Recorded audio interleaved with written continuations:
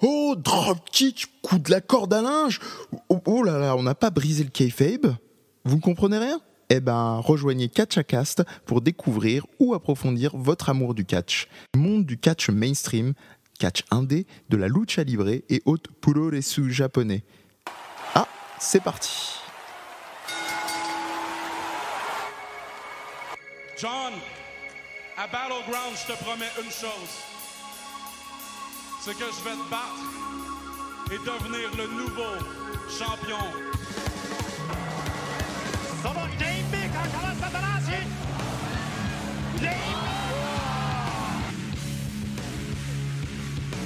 But I know you people don't understand what Karanai Battle.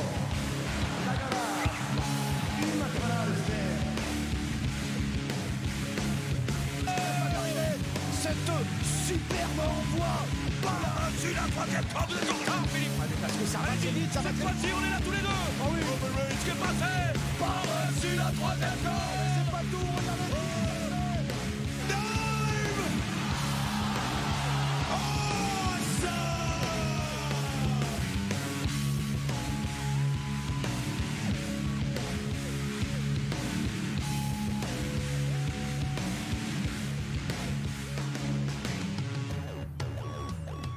Bonjour à toutes et à tous, on vous dit tout au Catchacast parce que après un petit faux départ d'enregistrement, faute d'alimentation, comme qui dirait, on vous parle pas de nourriture parce qu'on était blindés, mais d'alimentation, d'énergie. On se retrouve donc pour un nouveau numéro de Catchacast estival, détente, toujours en extérieur comme le précédent, avec Mickaël. Salut Mickaël. Bonjour.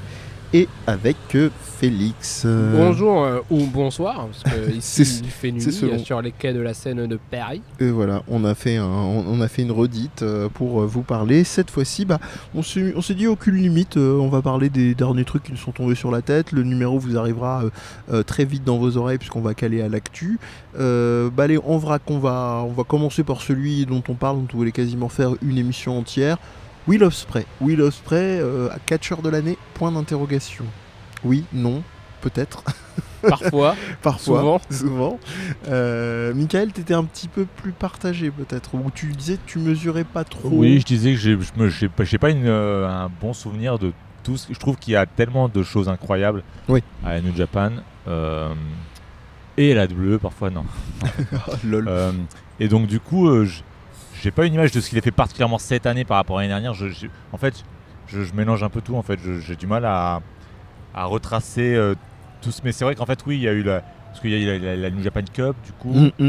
Donc comme moi là, j'ai pas bien vu les matchs encore à part la finale du Bots. Oui.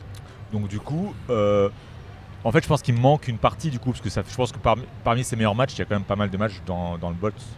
Le Battle of Super Junior. J'ai l'impression de ne pas l'avoir vu catcher pendant un moment en fait. Comme j'ai peut-être raté, peut-être que je l'ai pas vu catcher pendant. J'ai l'impression d'avoir été un peu loin de la. Comme j'ai raté ce tournoi-là et que ça a duré 1 ou 2 mois, j'ai l'impression d'avoir été un peu loin de la New Japan en fait. J'étais un peu perdu. Oui, mais loin des yeux. Proche du cœur. Proche du cœur. Félix pour Will Ospreay. Moi j'ai plus suivi pour le coup les deux tournois précédents, donc la New Japan Cup et le Best of Super Junior, où Ospreay s'est vraiment démarqué comme je suis toujours un junior, mais je suis aussi un heavyweight à la fois, et je vais vous le montrer. C'était le cas dans la New Japan Cup, notamment dans un match contre Lance Archer, donc qui est grand et mastoc. Et ils ont donné un super match. Et d'ailleurs ils vont se la redonner entre guillemets encore une fois au G1 Climax qui va venir en juillet-août. Yes. Il y avait ça, et puis il y avait en début d'année avec Wrestle Kingdom, il y avait toute son histoire avec Kota Ibushi aussi autour du titre Never. Donc là aussi contre un poids lourd techniquement. Et puis là au Best of Super Juniors, c'était pas été le catcheur dominant comme Shingo Takagi, mais il a remporté le tournoi et il a montré qu'il était capable de jouer dans les deux camps. Alors je te rejoins complètement Comme un homme. sur ce dernier point. Alors moi je vais rajouter plusieurs trucs. Je vais commencer par le moins objectif du lot. C'est un mec qui a quand même l'habitude, comme d'autres catcheurs vous me direz, mais lui particulièrement cette année a pas mal à avoir tourné dans des fédés ou en tant qu'invité. Notamment on vous a fait un numéro dédié au show de la PC Super Clash 3 où il est venu par chez nous. Ça c'était l'instant un peu chauvinisme et plaisir d'offrir, joie de recevoir. Et donc là-dessus, effectivement, ça a un effet encore plus impactant. Mais pour continuer sur ta logique de la NJPW, il y a un autre truc qui m'a marqué, c'est toute cet arc, je dirais, dédié à Chaos. En ce moment, on a une petite hégémonie Chaos qui va bien. Okada, effectivement, avec la New Japan Cup. Ishii qui reprend son titre, qui prend le titre Never. Ouais. Après, c'est un Chaos qui est un peu dans tous les sens parce qu'il se fait des mélanges avec les gars de la New Japan, vraiment genre Tanahashi, Makabe, Taguchi et tout ça. Donc c'est un Chaos un peu différent de il y a quelques années où là il y avait vraiment l'hégémonie. On est d'accord, mais c'est-à-dire que tu vois, moi typiquement qui ai moins cette vision, même si je continue de courir pour rattraper mon retard par rapport à toi, de la vision globale, je l'ai vraiment ressenti comme ça. Tu sais, je prends toujours l'adage à 2 balles pas à 2 balles, mais plutôt l'adage basique de Stan Lee. Un comics, c'est le premier comics de quelqu'un qui est peu voir dans le monde. Moi, j'ai pas, à part les petites pastilles, pareil, encore une recommandation de John Kelly officiel qui prennent les écuries par écurie, stable par stable, et qui vous retrace l'histoire. Kevin Kelly. J'ai dit quoi ? John Kelly. Excuse-moi, merci.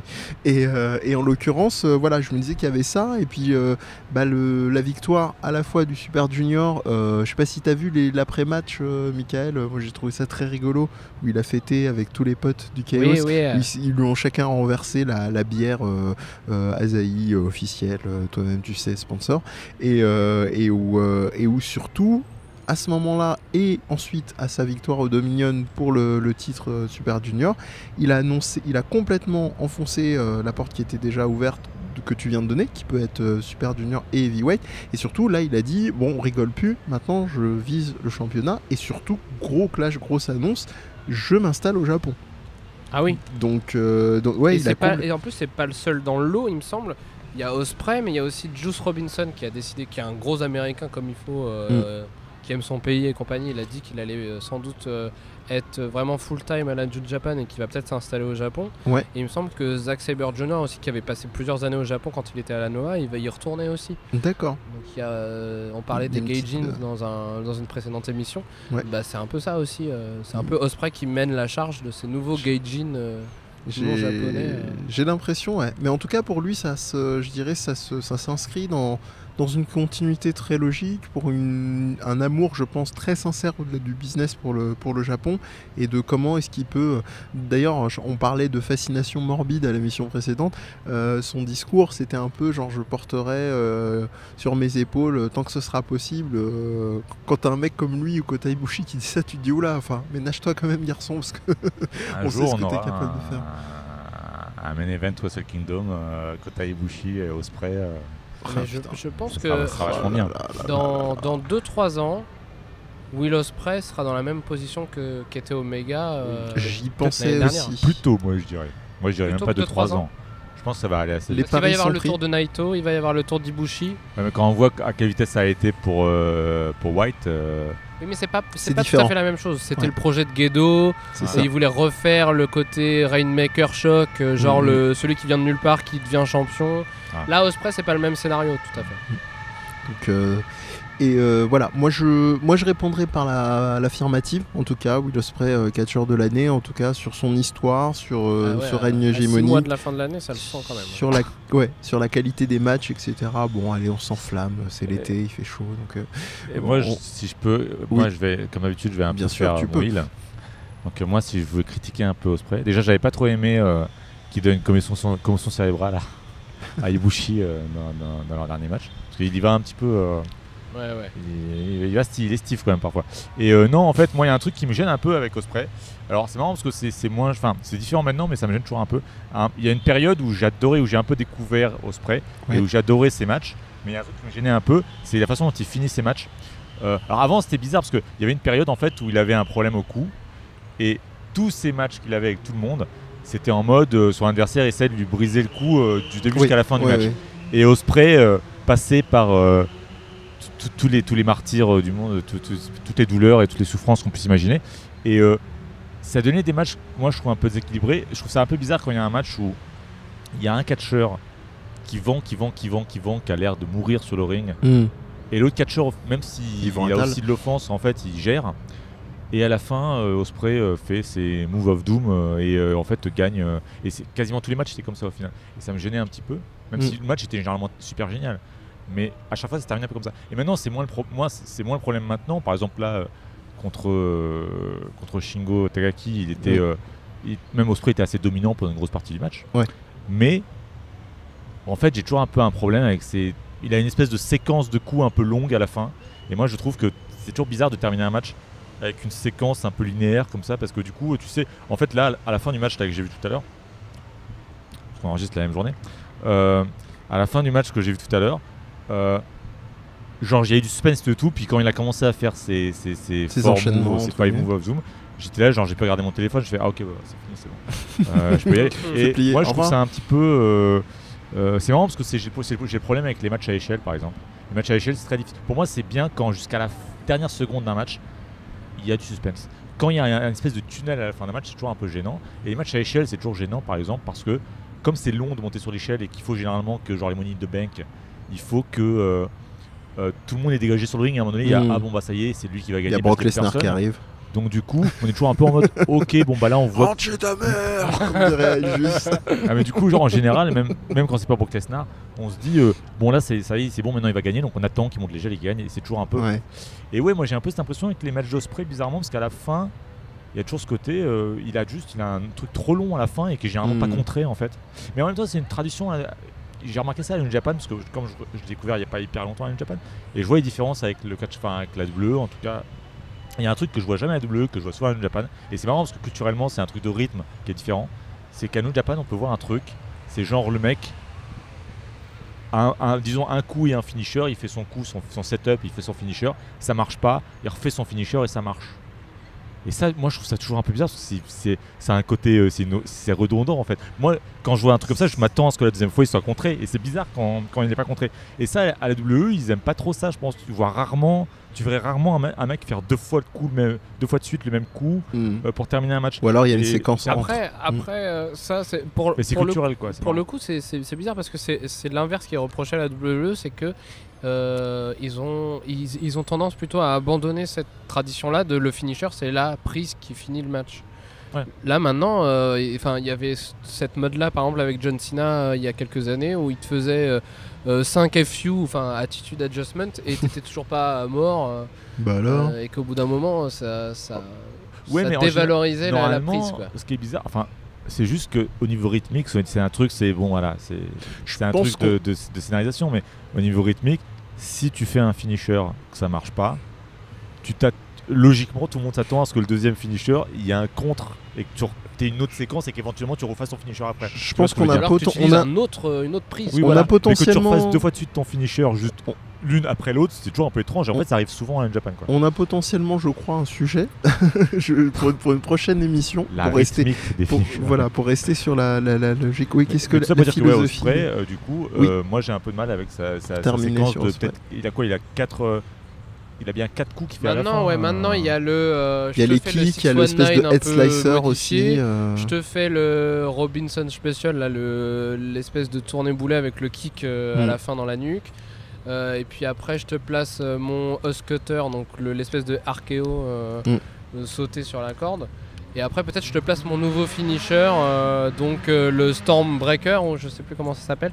Il le place sur son épaule, il le fait tourner. Il a beaucoup de finishers. Oui. Ouais, voilà. Oui, ça c'est aussi c'est un truc parfois il te sort, mais maintenant il est plus trop dans cette mentalité-là de je te sors un Shooting Star Press ou je te sors un... Oui, c'est beaucoup moins imposé. Bon, je sais pas, à voir si ça se maintient dans un truc brouillon ou s'il continue d'être plutôt dans... peut-être que c'est sa méthode à lui pour dire maintenant c'est comme ça que je vais catcher, je me limite à ce moveset-là et j'en fais pas trop, quoi. Parce qu'à la base, ce genre de style de j'ai 4 prises à placer et c'est fini, c'est un peu le truc comme ça, je sors pas de ma zone de confort qui pourrait m'entraîner à prendre trop de risques et avoir plus de blessures. Je sais pas, Je sais pas. le concernant lui, je pense pas trop que ce soit l'enjeu, mais on verra là, à Disons, j'aimerais suivre. bien qu'il soit un petit peu contré dans cette phase à la fin, ça serait plus rigolo quoi. À voir. Les paris sont ouverts, de même que Michael et Félix, le C'est pas ce clash qui s'est- c'est pas ce qui s'est Nouvelle passé Oméga justement dans 3 avec, ans ou pas. récemment avec Shingo où il a voulu passer un House Cutter et que Shingo l'a attrapé. Enfin, Oh là là, il y a eu cette prise tellement- elle se fait pas mal contrer parce que justement il a un nouveau finisher maintenant qu'il doit mettre en avant. Ouais. mais- Il y a eu tellement de comptes que possible. je t'avoue que oui, c'est fort Ouais. probable. Autre écurie, stable, autre news, la NXT qui, on va dire d'avis de ce qu'on a discuté avant de s'installer, ne nous transporte peut-être plus autant qu'il y a quelques années. Pourquoi? Rapidement, ou quelle perspective, réjouissante ou pas? Alors déjà, un signe indicateur dont on a parlé qui est quand même inquiétant, c'est peut-être un peu dur, mais ça peut être en tout cas une base pour commencer, le retour d'un ancien, donc à la NXT, le prince du du selfie, voilà. Tyler Breeze. Tyler Breeze qui revient parmi les siens, comme Jésus. Ouais, c'est le symbole d'un symptôme. Parce qu'il faut pas. Est-ce Faut qu'on dire peut les mots, parler- quoi. Est-ce qu'on peut parler d'essoufflement? C'est genre. Non, mais là, pour le coup, c'est un symptôme. Quand il est revenu à NXT, c'était une promotion. Alors qu'à la base, c'est plutôt l'inverse qui est une promotion pour les catcheurs. Ouais. Même au niveau. Pour les jeunes pousses, comme on Au dit niveau depuis très fictionnel, longtemps. quoi. Ouais, Mais, ouais. Et ça fait très longtemps qu'il y avait des rumeurs d'un retour de. Enfin, que Ziggler arriverait là pour un peu redynamiser. Bon, je sais pas. Ziggler, oui, il y a eu des pas sûr que ce rumeurs. serait Bon, bien après, les accueilli rumeurs, on avec peut ça. faire un listing comme ça pas m'étonnerait permis. aussi, hein. Mais Donc, non, c'est un peu paradoxal parce que NXT, je pense, c'est toujours quand même clairement le repère des très très bons matchs de la WWE. Bon, je veux dire, c'est là qu'il y a des On est meilleurs d'accord. matchs. Et ce qui est bizarre, c'est que oui, c'est une promotion pour quelqu'un. Enfin, clairement, un mec qui est jobber dans le main roster, c'est mieux pour lui d'être à la WWE, même si je pense à la NXT, même si je pense que pour Breeze, c'est anecdotique parce que oui, là, ils ont été sympas, ils lui ont donné un gros match qui était franchement, moi, j'ai trouvé un petit peu. Par contre, un peu un downgrade pour Velvet Dream, Dream. pour Velvet Dream, parce que ça faisait pas rêver comme rivalité, on va pas se mentir. Hein, c'est certain. alors que à la base il était quand même un peu dans le main event et tout, là il est un peu retombé dans la... Mais bon, c'était pour faire plaisir à Breeze, mais je pense que Breeze, je sais pas s'il sera dans le prochain pay-per-view quoi, hein. Donc au final, je sais Non, pas si ça... surtout- enfin, Surtout avec le nouveau turnover qui arrive, avec ce tournoi là, je sais plus comment il s'appelle, le Breakout Tournament, où il y a tous les nouveaux signés de c'est l'indépendant intéressant ça. qui arrivent avec les nouveaux noms Vous en qui pensez quoi n'ont de ça, aucun vous sens. Donc c'est difficile aussi, même si le roster de NXT est plus réduit entre guillemets, c'est galère de se faire une place aussi quoi. Alors ça me réjouit un petit peu, mais je suis inquiété à d'autres niveaux, notamment le côté catch féminin de la NXT. J'ai l'impression qu'il a besoin vraiment d'un second souffle, puisqu'on continue d'avoir l'hégémonie Baszler et c'est mérité, même si c'est très maladroit. On en parlait en amont de son effectivement le fait d'être épaulé par ce qui était censé former les Four Horses Women, donc les 4 cavalières de l'Apocalypse avec Baszler, donc ces deux-là dont le nom sincèrement m'échappe et je m'en fous, et Ronda Rousey, et puis surtout Yoshirai lors du dernier takeover qui était pas, je sais pas, est-ce que c'est pas à la hauteur ou mal le match mal booké. Yoshirai qui est avec Kairi Sane et puis la dernière du Ouais. trio qui est restée à la Stardom, Iwatani qui avait été déclarée comme les 3 meilleures catcheuses au monde. Franchement, qu'est-ce qu'ils en font quoi. Bah ouais. Je pense que, alors, moi je pense quand même que à la WWE, je les soupçonne d'avoir misé quand même assez gros avec Asuka et Nakamura, mais de rien, ils les ont quand même beaucoup mis en valeur. Ils ont beaucoup essayé. Je pense qu'ils s'y sont mal pris et que, bon, comme d'habitude, Ouais. voilà, et qu'au final, ça n'a pas fonctionné aussi bien qu'ils voudraient, je pense. Et donc je pense que là, en fait, ils sont un petit peu blasés. C'est-à-dire que là, ils sont un peu en mode, on va se calmer un peu sur les Japonais parce que c'est gentil, mais après, qu'on le veuille ou non, ils ont beau être talentueux, on a quand même du mal à en faire des grosses stars pour des problèmes de langue et tout. Et que donc, on va peut-être un petit peu... on était parti très très fort, on va peut-être un petit peu ralentir. Et donc je pense que c'est un peu la situation qu'on a avec Kairi Sane. Non, puis il y a un problème Yoshirai, de Asuka. langage, mais par exemple pour Asuka, ça avait bien marché à NXT, je pense, parce qu'elle est venue après le départ de Sasha Banks, de Charlotte, de Becky Lynch, etc. Et donc il y avait ce manque aussi Asuka, elle était un peu toute seule à un moment Oui, complètement. dans la division féminine de NXT, donc elle était dominante Mm. de facto, quoi. Ouais. Et elle était super dans le rôle. Et donc puis y à avait pas de NXT, souci. c'est toujours le problème de NXT, c'est qu'à NXT, le booking c'est facile à NXT parce que le public qui est là, ils adorent les catcheurs, c'est les catcheurs. Y a pas besoin de faire grand-chose, C'est ce que j'allais T'as dire. ouais. This is Awesome Elle a 3 pas besoin fois de- dans elle a un pas match besoin de sans qu'il y ait parler, rien. tout. T'as Alors Mamma que Mia, n'en dans le déplaise. main roster, il faut arriver à faire exister les gens comme des personnages Mm. auprès de gens qui sont un grand public. Et là, c'est beaucoup plus compliqué, quoi. C'est beaucoup plus compliqué et ils n'y arrivent pas. Parce qu'il y a moyen d'y arriver, je crois. Pour moi, faut essayer peut-être de laisser parler les Japonais. Enfin, je sais pas. Il y a plusieurs solutions. Comme Mais, ils le faisaient avec la Lucha Underground où les luchadors parlaient espagnol et ils étaient sous-titrés. Ouais, mais c'est à la WWE, c'est oui, c'est pas la même chose, inconcevable, ouais. et puis il n'y a Ils ont pas la pas de mentalité. Mais gamin, par ça a exemple, été très fait, bien. c'est possible, c'est ça que je veux dire. Ah non, mais d'accord. Mais c'est la WWE, tu connais les œillères, hein, malheureusement. Ouais. Je les vois pas changer là-dessus, à moins de se prendre bien un sûr, gros coup bien dans la sûr. nuque avec d'autres écuries, avec leur continuer à avoir des chutes d'audience telles qu'ils ont en ce moment. On verra. L'avenir nous dira là-dessus. Non, je suis un peu préoccupé. Un truc qu'on partageait aussi avec Michael qui était. Oui. Ouais, pour Baszler, moi je pense que c'est dans son intérêt. Elle a eu un long règne. C'est dans son intérêt à elle de partir dans le main roster. Oui, bien sûr. Donc oui, alors le problème c'est qu'en effet, tout à l'heure on en parlait, je pense que Triple H n'a pas tellement de moyens de protéger ses catcheurs une fois qu'ils sont dans le main roster. Ah, Donc, c'est j'ai certain. l'impression qu'il commence à vouloir les empêcher d'aller au main roster. En fait. C'est son seul moyen de les... C'est fort Parce probable. que je pense que plus longtemps ils restent à NXT, moins il y a de chances... Enfin, plus ils vont arriver avec une aura qui fait qu'ils vont peut-être pas les massacrer. tout de suite. Regarde Gargano, regarde Adam Cole qui devait partir avec oui. Ricochet et Aleister Black qui ont été un peu Et gardés. puis là, quoi. quand ils voient ce qu'ils font avec Aleister Black, oh là là là là là là. Et même Ricochet, il fait toujours les Ces mêmes matchs. promos etc., Aleister Black là. mais Non, on ce va qu'ils pas font partir. avec, On va pas partir sur le main roster parce que je pense qu'on va se faire beaucoup trop de mal sans être dans puis la en off, facilité. on a lâché beaucoup de venin, beaucoup Ouais, de sel. beaucoup de sel. Donc, Ouais, Baszler, c'est dans son intérêt de, je pense, d'aller dans le main roster quand même.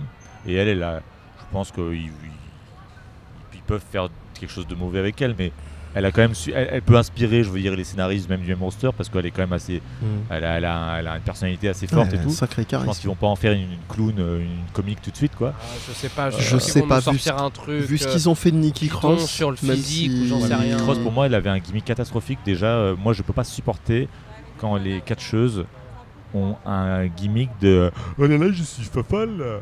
Parce qu'en fait, oui, mais je c'était trouve pas que c'est celui ringard. de. Non, moi je suis pas d'accord avec toi. Elle le Attention, vendait elle était dans tes boys, dans Elle, tes est- girls.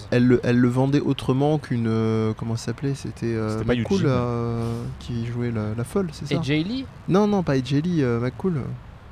Avant elle, non C'était pas elle qui était. Je Non sais Je sais plus. plus.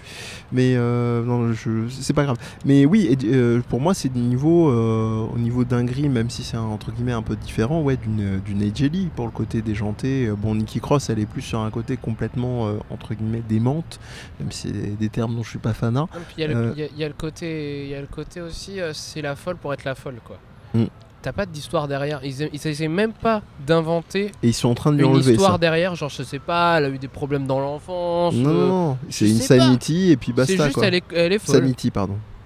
Mais Oui. ouais, mais bon, ils sont en Je train pense d'en que faire un Shayna Baszler, massacre. elle dégage. Enfin, tu peux pas la booker. Je veux dire à l'inverse de ce qu'elle dégage quoi. Au moins je veux dire Ouais. Normalement, c'est c'est facile. une meuf Ce badass, serait facile voilà, de la bon, booker, quoi. tu la bookes C'est comme Brock une meuf Lesnar badass, en fille, c'est facile, quoi. de toute façon on dit au main roster est-ce qu'ils vont la bousiller, mais à NXT ils la bookent déjà qui est comme une meuf qui triche avec ses copines, donc c'est quand même pas déjà extraordinaire. En ce moment, c'est déjà pas top. Mais ça serait bien aussi Alors- pour le roster je pense donc de NXT qu'elle parte en fait hein, parce que Ouais. parce que ça, Mais- là tout le monde se heurte un petit peu à une défaite au final et Ouais, C'est mais ça, après et qui puis- tu personne mets n'y en arrive, quoi. succession Bianca Belair, Bianca Belair, c'est la Ouais, seule, mais mais c'est la elle seule. est- C'est la seule et t'as les restes Et encore, est-ce qu'elle est du prête, tu vois My Young Prête, Classic. ouais. Non, je pense pas qu'elle soit suffisamment prête, mais en tout cas, elle elle peut. deviendra sur le Ça tas, peut lui mais permettre encore. d'évoluer, justement, de C'est porter là sur que ses par rapport épaules. à ce qu'on dit sur NXT, voilà, il y a, Ouais. un peu une crise du roster, c'est-à-dire Mm. que ils ont pendant un moment il y a eu une espèce d'âge d'or où ils ont embauché plein de grosses stars indées. Ouais. Ça devient plus compliqué. Maintenant les gens vont ailleurs, Mm. ça devient compliqué de trouver. D'ailleurs pour tout le monde c'est un peu la crise parce que en ce moment tu fais ta fédération de catch pour aller trouver des gens qui sont pas déjà quelque part, ça C'est devient clair. compliqué. Quoi. Là, Quittons la WWE pour un dernier mot. J'ai pas forcément de fédération en tête. J'évoque un petit teasing. Je pense que je m'avance pas trop parce que il me l'a proposé lui-même, sachant que, petit spoiler, notre ami Raphaël était donc et peut-être encore toujours avec l'or au Japon, les Vénards, et que vous doutez bien qu'ils ne sont pas uniquement allés manger des ramen et des sushis, ils sont allés voir du polo desu, et donc il nous teasait est-ce que ça vous dit qu'on vous fasse un petit récap. Donc on vous attend de pied ferme si vous écoutez ça et que vous n'êtes pas encore rentré. Ah oui, grave. Et donc on a vu circuler notamment des images de la DDT dans un espèce d'Aqua Boulevard magique. Ça y est, on est revenu à l'âge d'or de la DDT où on faisait un gros show entier dans une espèce d'Aqua Boulevard japonais. Entier, hein, parce que entier c'est au Japon. Entière à ER. Ça avait l'air très très cool. Perso, je l'ai pas encore vu. Moi, le truc qui me vendrait du rêve, c'est qu'ils me disent qu'ils étaient à l'Aqua Boulevard en train de regarder le match. Là, j'en pourrais plus. Le deuxième show en France, ça serait cool. Hein. Deuxième show ever. Donc sur ce, messieurs, moi je vous laisse la parole pour conclure cette petite pastille détente sur une fédé de votre choix, ou une petite news comme ça à découvrir, ou un truc qui vous a marqué là dans l'actu, vu que c'était un petit peu le but de faire quelque chose en mode détente. Ce qui nous a marqué dans l'actu, je dis nous Félix, parce qu'on en a parlé un peu en off, on peut peut-être en parler.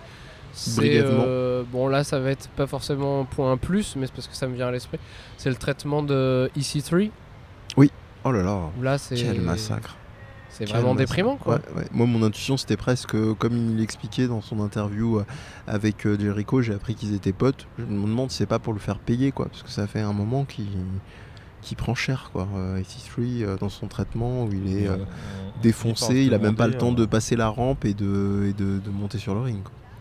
On finit vraiment par se demander si c'est pas à un moment donné une espèce de réaction bizarre de Vince McMahon de dire genre, parce qu'il y a tellement parfois ces espèces de trucs il y a un catcheur qui a été mal utilisé à la WWE, puis il s'est fait un nom ailleurs et il revient en mode maintenant vous allez me respecter, maintenant je suis respecte ma putain d'autorité. Il garde même son nom. Oui. Ethan Carter.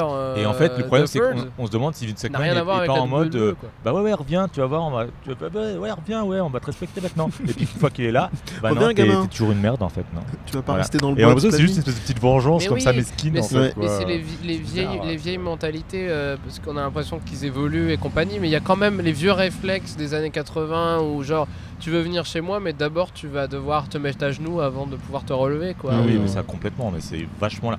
Moi, je continue à dire qu'un jour, il faudrait... On avait déjà parlé, je crois, de faire un podcast là-dessus. Il y a une culture de l'humiliation et ce que j'appellerais du corporate bullying à la WWE, qui dans n'importe quelle autre compagnie, si c'était pas du catch, mais poserait des gros problèmes à la compagnie, quoi. C'est quelque chose qui est... Les choses qui sont faites... mais même là, par exemple, il y a ce rôle-là, lundi dernier, il y a... Alors, c'est pas le mec le plus talentueux du monde, mais il est quand même assez charismatique et c'est pas un si mauvais catcheur. Il y a, comment il s'appelle, Elias. Donc là, Elias, lui aussi, le pauvre, là, on est le 22 ou le 23 au moment où on enregistre pour resituer Michael pour la date, tu disais, de la semaine passée. C'est pour resituer chronologiquement. Voilà. Et donc Elias, pardon. Elias. Donc en fait, Elias, le truc, c'est qu'il y a eu un Raw où... je sais plus comment ça a commencé, mais comme d'habitude, il est arrivé pour faire sa chanson. Et il y a, je sais plus qui est arrivé, qui lui a fait un finisher. Et après, en fait, il y avait un truc, comme en ce moment, il y a une espèce de rivalité entre plein de mid-cardeurs pour la ceinture US de Joe. Ils arrivaient tous pour un match à plusieurs.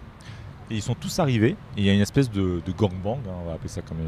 C'était pas pour poursuivre d'ailleurs la ceinture 24/7 ? Non, là non. Non, c'était pas ça. Ils sont juste tous arrivés. Simplement. Il y a un mec, il y a Vince McMahon qui s'est dit, ça va être rigolo. Ils vont tous faire leur finisher à la suite, genre les 8 je crois, ou les 7 à Elias, quoi. Et genre Elias c'était comme ça, il se prenait les finisher tout le monde. Et tu dis, mais à un moment donné, moi je peux pas m'empêcher de me dire, mais en fait c'est un catcheur comme les autres, quoi. Je veux dire, enfin, là pourquoi il lui est arrivé ça? Peut-être qu'il a dit une bêtise. Non, mais non seulement il a pas serré la main à Vince McMahon. Non seulement c'est un catcheur comme les autres, mais en plus c'est un des catcheurs qui, encore il y a quelques mois, il était hyper over, quoi. Alors qu'il faisait pas grand chose. Et ça ressemble à des punitions, hein. Moi j'en ai parlé souvent. Ah oui. Je peux pas revenir là-dessus, mais quand Kevin Owens, il y a quelques mois, supplie à genoux dans une storyline pour garder supplie Shane de garder son job. Quand il demande à un catcheur de faire ça, sûr à 300% que c'est un message qu'ils lui envoient. C'est-à-dire qu'ils mettent en scène un truc à la télévision pour l'humilier et pour qu'il y ait une espèce de symbolique en lui disant tu vas te calmer, c'est nous les boss, et voilà quoi. Va finir et ça arrive hyper fréquemment à AEW. C'est une mentalité qui est très très très malsaine et toxique quoi. Il va falloir qu'on finisse par la faire cette émission sur les process de l'humiliation dans le catch. Ça viendra. C'est juste un tease.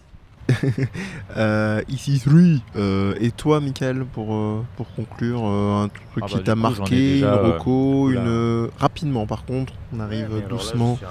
Tu es un peu à court. Non, mais on va dire que je viens de parler de. Tu viens de parler en fait de ce que tu voulais parler. Kevin Owens. Voilà. Donc c'est fait. C'est très très bien. Non, moi comme je le disais tout à l'heure, je suis très enjagué par de plus en plus de près et de loin par la DDT. Donc je pense que je vais encore plus sérieusement m'y plonger, sans mauvais jeu de mots par rapport à ce que je vous ai écrit tout à l'heure, que la NJPW. Ça m'ambiance pas bien forcément quand une fédération ou des escabeaux ou des chiens ou des animaux peuvent être champions, ça ne peut que me motiver.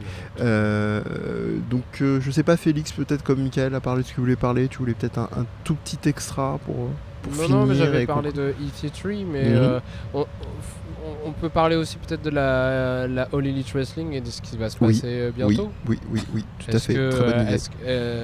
Est-ce que ça va être le truc positif de la rentrée ou est-ce que ça va être le truc un peu pétard mouillé C'est évidemment la question. Donc là, il y a 2 shows à arriver. Donc le premier pendant le CEO. Il y a Fighter Fest à la fin du mois de juin. C'est ça. Il n'y a pas une carte super excitante à mais c'est une carte un peu expérimentale, j'ai l'impression. Je suis quand même assez... Et puis c'est pas des pay-per-view pour le coup. Il y a Fight for the Fallen, donc c'est un show caritatif en juillet. Et puis après, il y a All Out, donc là le pay-per-view, le deuxième pay-per-view vraiment canon de la fédération en août. Qui même si ça veut pas dire grand chose vu qu'on peut très bien hyper un événement comme ça, c'est vendu encore plus rapidement encore que je crois même pas une demi-heure avec un certain nombre de clients qui n'ont pas eu leur ticket de l'ordre de genre 100 000 personnes ou un truc comme ça, paraît-il. Donc je peux pour sur ce que tu dis. Je pense que sur les gros pay-per-view, ils vont vu les 2 premiers qui étaient quand même de très bonne qualité, on va pas se mentir, qui étaient quand même vraiment spéciaux, c'était pas simplement des bons matchs, c'était je veux dire, il y avait une vraie atmosphère, il y avait un truc spécial quand on a l'impression de voir un truc spécial. Je pense qu'ils vont arriver à continuer à faire des gros shows. Après, c'est quand ils vont devoir faire des trucs beaucoup plus réguliers. C'est ça, qui est très inquiétant. C'est là où il va y avoir le vrai test en fait. J'arrive pas à me le représenter. S'il y a du déchet, je pense qu'ils vont quand même assurer quand il faudra quoi. Ils vont avoir des shows. Moi déjà, le point que je voulais vraiment soulever derrière ce sujet-là, c'est ils nous promettaient déjà, alors peut-être qu'ils vont l'établir à partir de la rentrée avec leur show TV, mais ils nous promettaient déjà une présentation assez radicalement différente de la WWE, mais finalement à Double or Nothing c'était pas si différent que ça. Non, clairement pas. Au niveau de la présentation, de la manière de filmer, du booking, c'est un bon pay-per-view de la WWE. Non mais en termes de format, je veux dire. Non, pas en termes de qualité. Oui, même en termes de booking, enfin ce que je veux dire, c'est la forme, pas le fond, tu vois. Oui. Mais est-ce que tu peux vraiment changer complètement même la forme, la façon de filmer, t'as l'impression qu'il commence un peu en mode stagiaire et puis que ça finit progressivement par être correctement filmé. Ça, on avait vraiment, vu ensemble. Ça m'a vraiment choqué, mais bon, mais ça tant mieux aussi. C'est des trucs qui peuvent être corrigés, quoi. Je leur souhaite. Apparemment, ils ont pris des cadreurs à la New Japan, ou un réalisateur à la New Japan, parce qu'ils ont un peu le style de la New Japan de rater des trucs qui se passent sur le ring en filmant n'importe quoi. Donc, après, à la New Japan, il y a tellement à cadrer. Le cri du cœur. Et terminons là-dessus. Donc les paris sont pris par rapport à on va dire au futur. Wait and see, et puis surtout le rythme autre que pay-per-view pour la AEW, donc All Elite Wrestling. Écoutez les amis, comme d'habitude, la petite pastille où vous retrouve-t-on, où vous parle-t-on, où échange-t-on avec vous. Donc Félix. Sur Twitter. Twitter principalement. C'est @PHELYKS_G. Ouais. Et puis sur le web, exception catchesque tout attaché .wordpress.com pour y retrouver des articles de fond. Ouais. Sur un peu de tout, mais un peu de New Japan surtout. Ouais, principalement, mais il y a vraiment, comme tu le dis, avec modestie, un peu de tout, et certains qu'on vous a pas mal publiés qui prolongent certaines des émissions, donc ça c'est plutôt chouette. Michael Et donc moi, toujours artiste, voilà, des illustrations inspirées de jeux vidéo. On peut me trouver à Torioto, O-R-I-O-T-O, sur Twitter, sur Facebook, partout. Voilà. Parfait, allez-y, mangez-en. Et donc pour ma part, @D_Mehdi, M-E-H-D-I. Et comme la dernière fois, de nouveau, petit cri du cœur, c'est l'été, donc on se lâche, on se détend. N'hésitez pas à nous faire des feedbacks, à noter si ça vous a plu. Sur iTunes, vous pouvez faire avoir du poids effectivement aux émissions d'S Podcast, donc KatchaCast en particulier, et puis les autres, donc les 5 étoiles si ça vous botte. Laissez un commentaire aussi, pour nous c'est un bon indicateur, plus c'est détaillé évidemment, plus mieux c'est. Et puis voilà, portez-vous bien, et puis on verra peut-être avec un peu de chance une pastille encore plus tôt que prévu avec nos amis Raphaël et Laure. Et puis surtout le J1 Climax arrive, et puis J1 Climax. voilà. Et puis vous vous doutez bien qu'on va pas vous laisser tout seul et toute seule comme ça. Voilà, merci de nous avoir écoutés comme d'hab, et on vous dit à la prochaine. Ciao. Ciao, ciao. Ciao.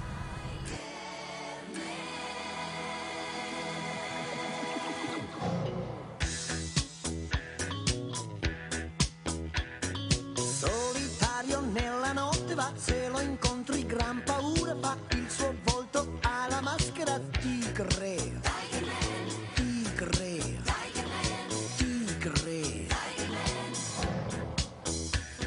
Misteriosa la sua identità, è un segreto che nessuno sa, chi nasconde quella maschera tigre. Retrouvez KatchaCast et bien d'autres émissions de Death Podcast sur Twitter @DeathPodcast, D-E-E-Z, podcast au pluriel tout attaché, et Facebook à la page du même nom.